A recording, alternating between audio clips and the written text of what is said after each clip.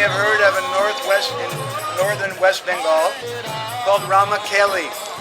And in Ramakeli, about 300 years ago, there was a young Brahmin boy living there, and he was very handsome, and he was a very good singer.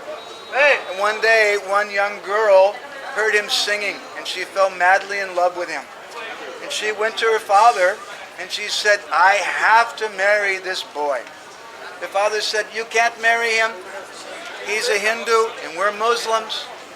She said, Father, if I can't marry this boy, I'm going to kill myself.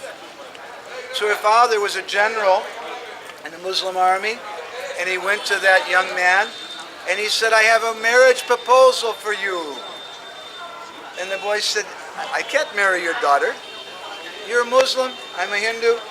And so then the father took out his sword and put it to the throat of the boy. He said, you don't understand. We have a marriage proposal for you. And the boy said, oh, it's a very good idea, yes. So they were married, but he felt very, very bad because at that time, especially in Hindu culture, that means your caste, your status is lost. So he decided he would come to the Supreme Court of India to ask for some help. The Supreme Court is known as a Mukti Mandap, and it's inside of the Jagannath Mandir.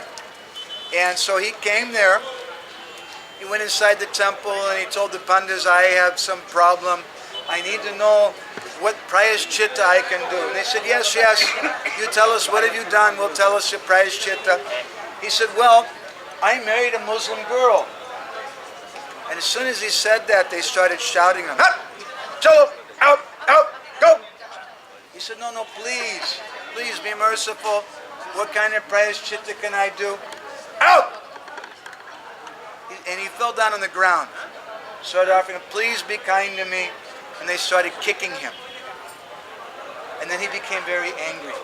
And he said, look, I'm going to come back. And I'm going to break all your temples.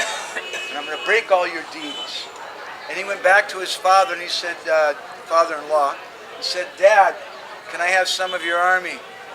And so he marched in on Orissa, and he became known as Kalapahad. In Oriya language, that means a black mountain. And he came to this temple, and you can see what he did on the outside of the temple. He went to the Konark temple. He went to many, many temples around this area.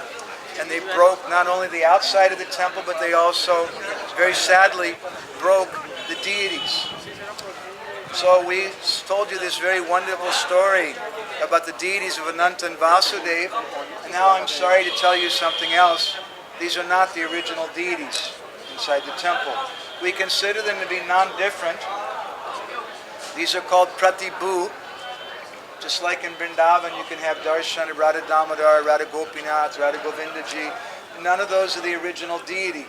The only original deity in Vrindavan today is Radha Raman. All those other deities have gone to Jaipur and different places, mostly in Rajasthan. So they made some other deities here a few hundred years ago, and these deities are considered to be non-different. Now I'd like to take you to another place, a couple of places. I'd like to try to go as quickly as we can because we have some very amazing stories and things we'd like to share with you.